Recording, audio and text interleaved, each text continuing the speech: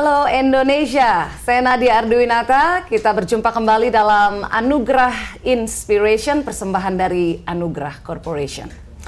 Nah, pemirsa, ada yang bilang bahwa pemimpin itu selalu menjadi arsitek sebuah perusahaan. Jadi dialah yang tahu apa yang belum orang-orang tahu, dia melihat apa yang tidak orang lain lihat.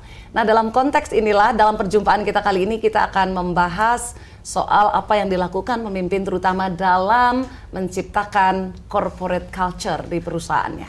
Namun sebelum itu tentu saja bersama kita Pak Anthony Dio Martin, seorang author, inspirational speaker, juga the best EQ trainer in Indonesia dan sekaligus founder dari lembaga HR Excellency, sudah hadir dengan kita di sini. Apa kabar Pak Anthony? Seperti biasanya tetap antusias Mbak Nadia. Tetap antusias. Iya, mudah-mudahan Mbak Nadia juga tetap luar biasa. Oke, pemirsa, terkait dengan corporate culture, topik yang akan kita bahas ya bersama kita di studio. Pak Anthony, kita langsung perkenalkan. Ya, kita punya tamu-tamu yang sangat luar biasa. Saya pikir ini akan membuat pembicaraan kita, talk kita menjadi lebih berbobot dengan luar biasa. Iya. Pertama mungkin langsung saya perkenalkan Pak Michael Wanandi. Apa kabar Pak Michael? Baik, Mbak Nadia. Dan kemudian Pak Francis Wanandi. Pak Francis, apa kabar? Baik, salam antusias. Salam antusias. Terima kasih telah hadir di studio. Juga, ya. Pemirsa, Pak Michael dan juga Pak Francis Wanandi adalah chairman dari Anugerah Corporation. Dan untuk itulah mengapa mereka ada di sini, karena kita bicara soal Corporate culture. Corporate culture. Ya, Pak Anthony dulu jelaskan di awal, Pak. Ya, mungkin pemirsa Anda seringkali mendengar istilah corporate culture, dan ini seringkali dibahas di mana-mana. Dan terutama kalau kita belajar pelajaran-pelajaran manajemen tentang organisasi, selalu dikatakan pentingnya organization culture. Tapi seberapa penting itu sungguh-sungguh kalau kita melihat organisasi-organisasi yang besar seperti IBM, jadi sampai orang punya satu kesan bahwa kalau melihat IBM, pakaiannya selalu setelan jasnya hitam, profesional. Kalau kita bicara Volvo, culture-nya adalah safety. Kalau kita bicara tentang Walt Disney, culture-nya adalah fun. Kalau kita bicara tentang Nordstrom, itu adalah salah satu perusahaan retail di dunia yang sangat terkenal dengan customer service. Ini adalah contoh-contoh yang sebuah culture lalu kemudian menjadi identik dengan sebuah perusahaan. Jadi banyak perusahaan yang justru menjadikan corporate culture ini sebagai bukan hanya sekedar identitas, tapi sebagai sebuah daya saing dari perusahaan itu sendiri.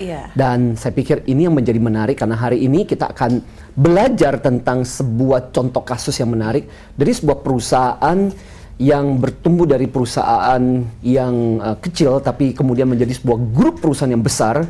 Nah, salah satu yang sekarang difokuskan adalah soal corporate culture-nya, yaitu Anugerah Corporation. Ini pasti ada arsiteknya kan Pak? Betul, seperti kata Mbak Nadia tadi ya, mesti ada leader yang concern dengan hal seperti ini, karena corporate culture nggak bisa mulai dari bawah perusahaan gitu. Ini ya, iya, betul. Mereka pemimpin lah yang membentuknya. Ya. Berarti kita langsung saja Pak. Ya, kita Pak punya Michael dua dulu, narasumber yang saya pikir akan menjadi sangat bagus untuk sharing kepada audiensnya kita. Iya. Nah, saya mau mulai dari Pak Michael dulu kayaknya. Pak Michael, apa sih yang membuat tiba-tiba di Anugerah Corporation dengan pertumbuhannya sekarang ini, while a lot of leader lagi berpikir soal profit, target, achievement gitu, tiba-tiba ada concern tentang, hey, why corporate culture gitu? Sesuatu yang kadang-kadang di dalam bisnis kadang-kadang tidak menjadi sesuatu yang difokuskan gitu. Terima kasih Pak Anthony. Saya rasa mungkin dari awalnya dulu ya, kita dari filosofi dari keluarga kami, percaya bahwa sukses itu bukan hanya mengenai strategi, tapi kita percaya bahwa sukses itu harus didukung juga oleh organization capabilitas kita juga. Dan di sinilah kita ngomong mengenai corporate culture yang kita bentuk, karena memang pada mulanya Anugerah Corporation itu adalah beberapa perusahaan di bawah Anugerah Corporation yang awalnya itu berdiri sendiri-sendiri ya, jadi mereka itu besar, bertumbuh dengan tanpa dukungan daripada Anugerah Corporation, jadi mereka besar sendiri. Dan awalnya itu memang mereka lebih terfokus kepada pertumbuhan daripada perusahaan, jadi growth hanya cuma berfokus terhadap strategi daripada salesnya, direction. Nah, semakin besar biasanya perusahaan itu, biasanya organisasinya tidak ikut turut berkembang. Ya, jadi mereka agak stuck atau stagnan, bahkan kadang-kadang mereka struggle kenapa mereka nggak bisa bertumbuh sesuai dengan sejarah mereka bisa pertumbuhannya dengan cepat.